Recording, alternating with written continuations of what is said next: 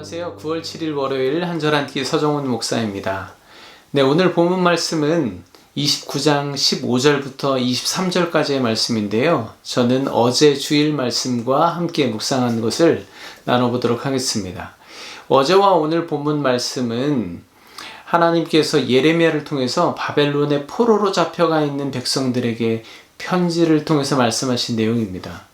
네, 근데 어제와 오늘 그 내용이 아주 극명하게 대조적으로 기록이 되어 있습니다.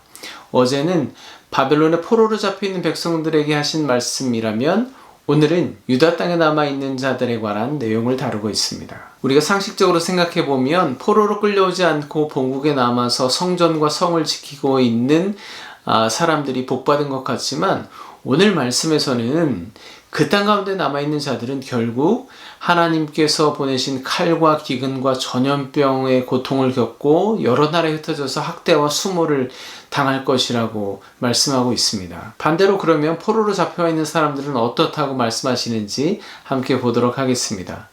저는 어제와 오늘 말씀 중에 4절과 20절 말씀을 중심으로 묵상해 봤는데요. 먼저 4절 말씀 읽어드리겠습니다. 만군의 여호와 이스라엘의 하나님께서 예루살렘에서 바벨론으로 사로잡혀 가게 한 모든 포로에게 이와 같이 말씀하시니라. 20절입니다.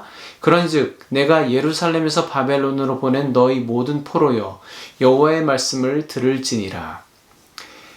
방금 읽은 말씀은 하나님께서 예레미야를 통해서 바벨론 포로된 자들에게 보내시는 편지의 첫 부분과 마지막 부분입니다.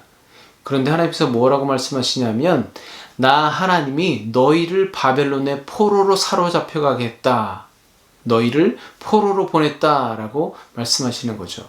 저는 이 말씀이 참 마음에 깊이 다가왔습니다. 이 사람들은 포로가 되어서 바벨론으로 끌려온 사람들입니다. 에스라서에 보면 예루살렘에서 바벨론까지 4개월이 좋게 될 만큼 먼 거리였습니다.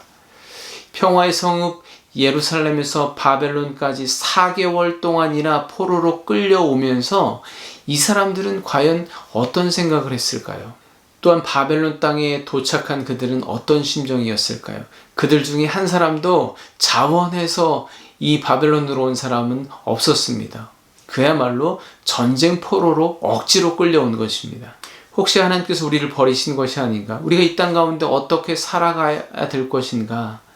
그 옛날 우리 조상들이 애굽 땅에서 흙과 짚을 이기며 노예로 살았던 것처럼 우리도 평생 그렇게 살아야 하는 것 아닌가? 어쩌면 유다 땅에 어떻게든 남아있는 것이 옳은 결정이었을지도 모르겠다. 그래서인지 바벨론에 도착한 이들은 그 땅에 적응하지 못하고 바벨론에 저항하고 맞서며 살았습니다. 바벨론 사람들의 억압에 못 이겨서 여러 차례 폭동을 일으켰고 그 때문에 수많은 사람들이 처형당해야만 했습니다. 여러분, 이게 정말 하나님의 뜻일까요? 그들을 바라보시는 하나님의 마음은 어떠셨을까요? 이때 하나님은 예레미야의 편지를 통해서 당신의 뜻, 당신의 속내를 드러내십니다. 10절 말씀입니다. 여호와께서 이와 같이 말씀하시니라. 바벨론에서 70년이 차면 내가 너희를 돌보고 나의 선한 말을 너희에게 성취하여 너희를 이곳으로 돌아오게 하리라. 하나님께서 다시 돌아가게 하겠다 말씀하십니다. 좋습니다. 그런데요, 지금 당장 또는 수년 내에 돌아가게 하겠다고 말씀하시는 것이 아니라 70년 후에 몇 세대가 지난 후에야 그 약속을 이루어 주시겠다고 말씀하시는 겁니다. 잠깐 계산해 보면요. 그때가 되면 아마도 20세 이상의 성인들은 또 부모 세대들은 대부분은 죽은 후일 겁니다. 만약에 여러분들이라면 70년 후에나 내가 약속 지켜줄게 라고 하시는 그 하나님의 말씀을 듣고 아멘 할렐루야 하고 기쁨으로 확신할 수 있겠습니까? 그런데 방금 읽었던 10절 끝부분에 이런 표현이 있습니다. 너희를 이곳으로 돌아오게 하리라. 돌려보내겠다는 것이 아니라 예루살렘으로 돌아오게 하겠다라는 것은 하나님께서는 지금 여전히 유다 땅 예루살렘에 계시다는 것입니다. 왜일까요? 하나님께서 하신 또 다른 약속을 이루시기 위함입니다. 그것은 하나님의 말씀에 불순종하고 거짓 예언자들의 말을 따라서 그 땅 가운데 남아있는 그들을 심판하신다는 약속입니다. 그리고 하나님은 그 말씀하신 바를 이루십니다. 하나님 말씀에 불순종했던 사람들에게 칼과 기근과 전염병이 죽고 여러 나라로 흩어져서 학대와 수모를 당하게 됩니다. 그리고 하나님의 이름을 사칭해서 거짓 예언을 하던 사람들도 모든 백성이 보는 앞에서 심판당하게 됩니다. 그러면 여러분, 그 모든 과정을 지켜봤던 포로된 백성들은 어떤 생각을 하게 되었을까요?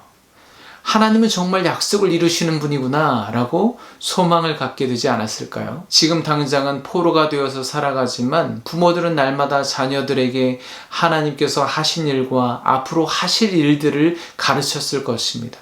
그 자녀는 또한 자기 자녀들에게 하나님께서 너희 세대에는 그 약속하신 바를 반드시 이룰 거야 라고 가르쳤을 것입니다.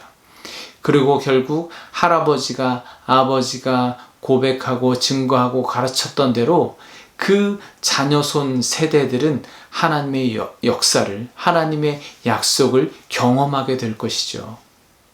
여러분, 하나님께서 여러분이 계신 그곳으로 보내셨습니다.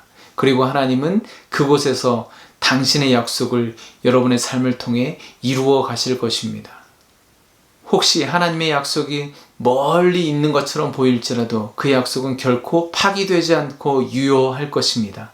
다만 여러분들이 그 하나님의 말씀을 신뢰하고 끝까지 붙들고 나아갈 때 여러분을 통해서 여러분의 다음 세대를 통하여서 그 약속은 반드시 성취될 것을, 우리 자녀들은 그 하나님의 약속을 경험하게 될 것을 믿고 나아가시길 간절히 축복합니다.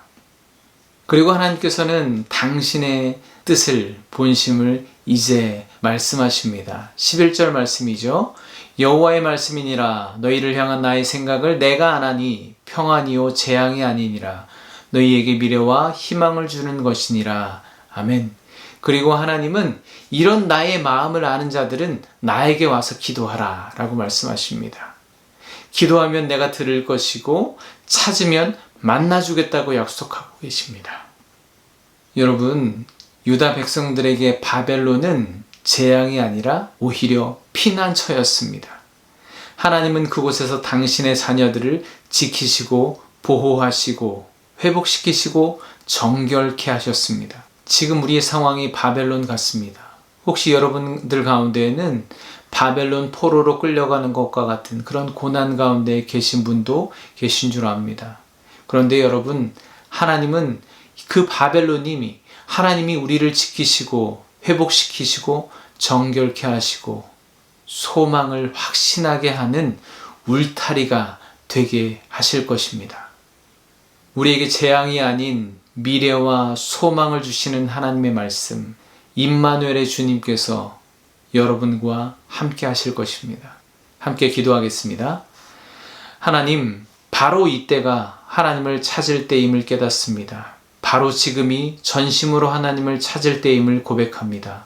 하나님, 오늘도 우리를 보호하시고 회복시키시기 위해 바벨론이라는 울타리를 두르시고 약속을 성취하시는 주님의 말씀을 신뢰하게 하여 주시옵소서. 특별히 몸과 마음의 상처와 아픔으로 인해 고통당하는 주의 자녀들을 기억하시고 그들의 아픔을 은혜의 성령님께서 만져주시옵소서. 예수 그리스도의 이름으로 기도합니다. 아멘. 오늘도 변치 않는 주님의 말씀이 여러분을 인도하시기를 간절히 축복합니다. 내일 화요일 아침에 뵙도록 하겠습니다. 감사합니다.